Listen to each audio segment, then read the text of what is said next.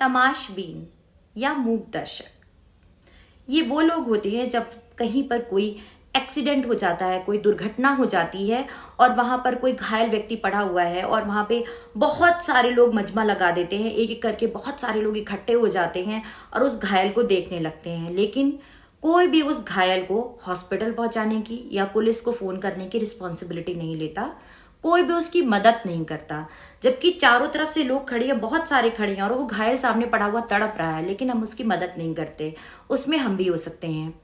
तो इसको जो है साइकोलॉजिस्ट ने जानना चाहा कि ऐसे क्या रीजन होते हैं, आखिर दिमाग में ऐसा क्या चल रहा होता है कि हम वहां पे हैं, हम देख रहे हैं, लेकिन फिर भी हम मदद नहीं कर रहे, हम सिर्फ तमाशबीन बने हुए हैं, तमाशा देखने वाले मूक दर्शक। तो इस पे बहुत रिसर्च की गई तो एक टर्म आया, बाईस्टैंडर्ड इफेक्ट। नमस्ते, मैं हूं डॉक्टर सविता और आज हम बात करेंगे बाईस्टैंडर्ड इफेक्ट्स और ये कितने स्टेप्स में होता है उसके बारे में। तो चलिए स्टार्ट करते हैं, शुरू से इजी तरह से समझते हैं। अगर मान लीजिए कोई रोड पर कोई एक्सीडेंट हुआ, कोई घायल पड़ा हुआ है, वहां से मैं चलती हुई जा रही हूं या कोई और चलता हुआ जा रहा है, उसने देखा, वो रुका। अब उसको क्या लगा, वो अकेला है वहां पे और एक तड़प रहा है, तो वो सोचेगा अरे ये तो पूरी मेरी रिस्पॉन्सिबिलिटी है। और उसका जो माइंड है, डिसीजन मेकिंग पावर उसकी, वो उसको बोलेगी कि भाई तू ही यहाँ पे है, तुझे ही हेल्प करनी है उसकी। तो बहुत ज्यादा चांसेस होंगे कि उस इंसान को हेल्प मिल जाएगी। अब वहां पर एक नहीं है, 3 और लोग आ गए, 4 लोग हो गए, तो क्या होगा? तब उसको उतनी जल्दी हेल्प मिलेगी? नहीं मिलेगी। जितने ज्यादा लोग होंगे, हेल्प मिलने की पॉसिबिलिटी उतनी ही कम होगी, उतना ही ज्यादा टाइम लगेगा उस घायल को हेल्प मिलने में। कैसे? अब वो 4 लोग हैं, पहले एक बंदे की रिस्पॉन्सिबिलिटी थी 100%, अब 4 में शेयर्ड रिस्पॉन्सिबिलिटी हो गई, 25 मेरी, 25 तेरी, 25-25 उनकी। अब मैं ही क्यों करूं? दूसरा करेगा ना, दूसरा सोचेगा मैं क्यों करूं, तीसरा करेगा, तीसरा सोचेगा मैं क्यों करूं, चौथा करेगा। तो चारों यही सोचेंगे कि हम में से कोई दूसरा करेगा, मैं तो नहीं करूंगा क्योंकि ये 3 भी तो हैं, ये 3 क्यों नहीं कुछ कर रहे। तो ये हमारे दिमाग में ये थॉट्स चलते रहते हैं, एक साइकोलॉजिकल प्रोसेस है जो हमारे दिमाग में चलता रहता है, जिसकी वजह से उसकी हेल्प नहीं हो पाती। तो साइकोलॉजिस्ट ने सोचा कि आखिर हमारे दिमाग में ऐसा क्या होता है, ऐसा हम क्या सोचते हैं कि हम तमाशबीन बने रहते हैं, क्यों हम वहां खड़े रहते हैं, इतनी जनता खड़ी रहती है, पंचायत करती रहती है, सब कुछ करती रहती है, लेकिन नहीं करती है तो उसकी मदद। इस पे बहुत रिसर्च हुई, बहुत ज़्यादा लोगों को इंटरव्यू किया गया और बहुत ज़्यादा देखा गया, तो उसके बाद एक थ्योरी निकल कर आई बाहर, जो एक मॉडल निकल के आया जो साइकोलॉजिस्ट ने दिया, जो कि बहुत ही इंटरेस्टिंग मॉडल है। जब मैं आपको बताऊंगी तो आपको समझ में आएगा कि क्यों हम भी तमाशबीन बने रहते हैं और दूसरे भी तमाशबीन बने रहते हैं, उसकी हेल्प नहीं करते हैं। तो चलिए स्टार्ट करते हैं। ये एक 5 स्टेप का मॉडल होता है। तो सबसे पहला स्टेप होता है ओवर बिजी होना। हम लोग अधिकतर अपने काम के बोझ के तले इतने ज्यादा दबे हुए होते हैं कि हमें दूसरे की तो बिल्कुल फिक्र ही नहीं है, हमें पता ही नहीं है दुनिया में हो क्या रहा है। मान लीजिए हम सुबह घर से निकले, तो हम ये सोचकर तो नहीं निकलते ना कि आज मैं घर से निकली हूं, आज मैं 3-4 लोगों की मदद जरूर करूंगी, रास्ते में कोई भी मिलेगा उसकी मैं पहले हेल्प करूंगी, फिर मैं अपने काम पे जाऊंगी। ऐसा नहीं सोचते ना। हम अपने ऑफिस जाने के लिए, अपने स्कूल जाने के लिए या किसी इंटरव्यू के लिए हमारा माइंड प्री ऑक्युपाइड होता है। और मेट्रोज में तो ऐसा बहुत ज्यादा होता है कि हमें पता ही नहीं चलता हमारे पड़ोस में क्या हो रहा है। कोई एक्सीडेंट हुआ, कोई बॉडी वहां पे पड़ी हुई है, कोई तड़प रहा है, हम इतने ज्यादा बिजी प्री ऑक्युपाइड है कि हमें पता ही नहीं चला वहां पे कोई पड़ा हुआ है और हम वहां से निकल गए। तो कई बार ये न्यूज में आता है कि कोई इंसान वहां पड़ा, घंटों तड़पता रहा, लेकिन किसी ने नहीं देखा, नहीं मदद की। तो उसका रीजन ये हो सकता है क्योंकि माइंड है हमारा। अब दूसरा स्टेप क्या आता है?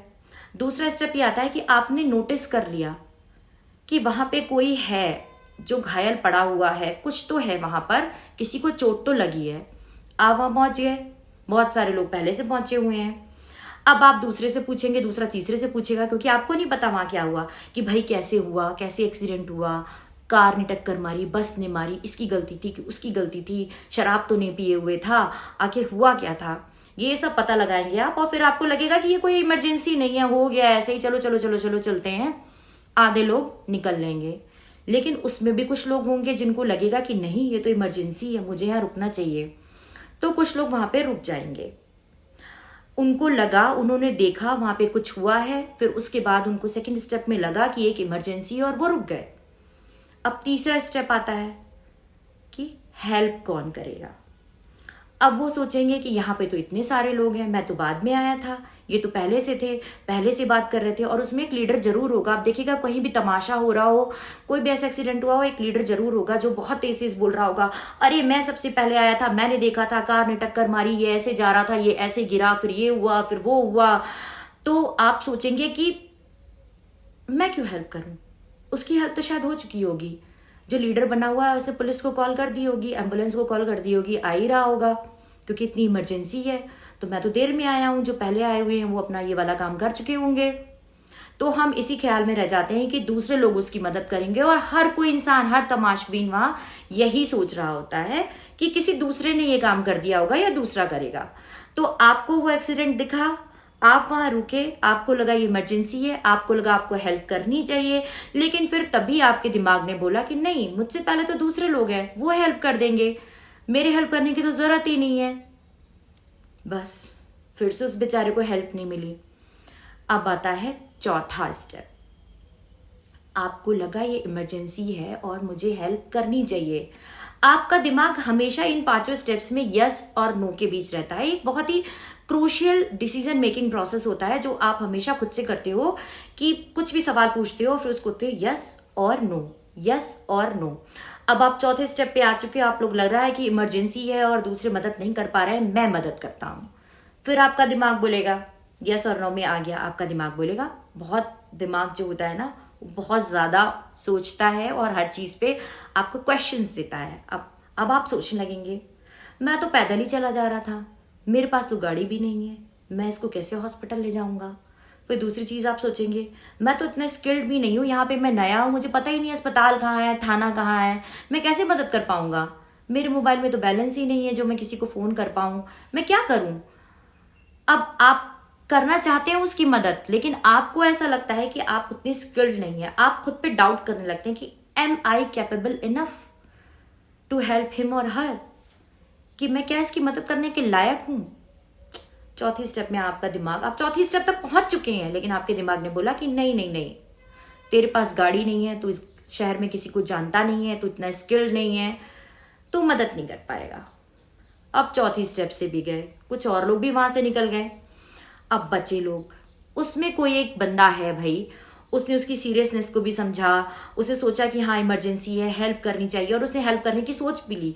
वो स्किल्ड भी है, उसके पास कार भी है, मोबाइल भी है, सब कुछ है। फिर अब क्या होगा, एंड स्टेज पे पहुंच चुका है, आखिरी स्टेप। अब वो सोचने लगेगा इसके कॉन्सिक्वेंसेस क्या होंगे। अब वो सोचेगा ये घायल है, इसको ब्लड लगा हुआ है इतना, मैं अपनी गाड़ी से लेके जाऊंगा, मेरी गाड़ी गंदी हो जाएगी, मुझे धुलवानी पड़ेगी।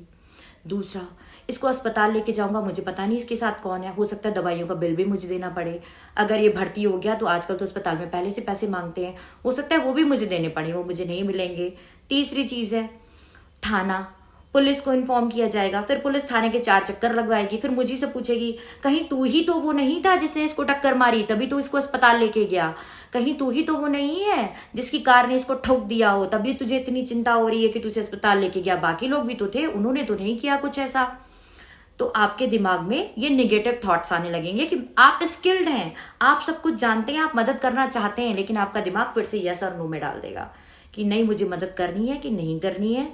अगर कोई छोटा बच्चा है या कोई कॉलेज गोइंग है तो वो सोचेगा अगर मैंने मदद की तो मेरी माँ बोलेगी तुझे ही ज्यादा पंचायती करनी थी, सीधे स्कूल नहीं जा सकती थी, सीधे अपने कॉलेज नहीं जा सकता था, इतने लोग तो वहां खड़े थे, तो ही सबसे ज्यादा बड़ा हीरो सुपरमैन बन रहा था जो उसकी मदद करने निकल पड़ा। तो इससे भी कुछ लोग डर जाएंगे। तो एंड में क्या होगा, उसकी मदद नहीं होगी। जितने ज्यादा लोग होते हैं उतनी ही ज्यादा टाइम लगता है मदद मिलने में, और उतने ही कम चांसेस होते हैं कि उस इंसान को मदद मिले। ऐसा हमेशा नहीं होता है, लेकिन मोस्ट ऑफ द टाइम ये जो मैंने आपको थ्योरी दिए, स्टेप्स दिए, यही फॉलो होते हैं। लेकिन इससे अलग एक और कहानी भी है। जो छोटी जगह होती है, स्मॉल टाउन्स होते हैं, गांव होते हैं, वहां पर एक फैक्टर आ जाता है जान पहचान। अब आप घर से निकले, छोटा सा गांव है, किसी को आपने पड़ा हुआ देख लिया, आपने कहा अरे इसको तो मैं जानता हूं, इसको तो मदद की जरूरत है, तो आप उसकी मदद कर देंगे। तो एक फैक्टर ये भी हो जाता है, जान पहचान वाला, या छोटी जगह सब लोग एक दूसरे को जानते हैं और इतने बिजी भी नहीं रहते। और जो एक सबसे इंटरेस्टिंग चीज है जिसपे कि बहुत रिसर्च की गई और साइकोलॉजिस्ट भी इससे सरप्राइज हो गए कि वो होती है मूड। अगर आपका हैप्पी मूड है, आप बहुत खुश हैं, घर से निकले, आज आपकी एनिवर्सरी है, आपका बर्थडे है, आपका प्रमोशन हुआ है, कोई पार्टी है, आप बड़े खुशी खुशी गाने सुनते हुए, ड्राइव करते हुए अपनी बाइक पे जा रहे हैं, आपने देख लिया एक घायल पड़ा हुआ है, आपके मन में वो 5 स्टेप्स आ गए, लेकिन आप सोचेंगे ओफो, इतने दिनों के बाद तो आज खुशी का दिन आया, सुबह से सोचा था आज पूरा दिन खुशी से हंसते खेलते गुजारूंगा, और अब ये नहीं भाई, मैं अपना दिन स्पॉइल नहीं कर सकता, इसकी मदद तो कोई और कर देगा, बस मुझे मेरी खुशी चाहिए, इतने दिनों बाद मेरी जिंदगी में खुशी का पल आया है, वो भी निकल जाएगा।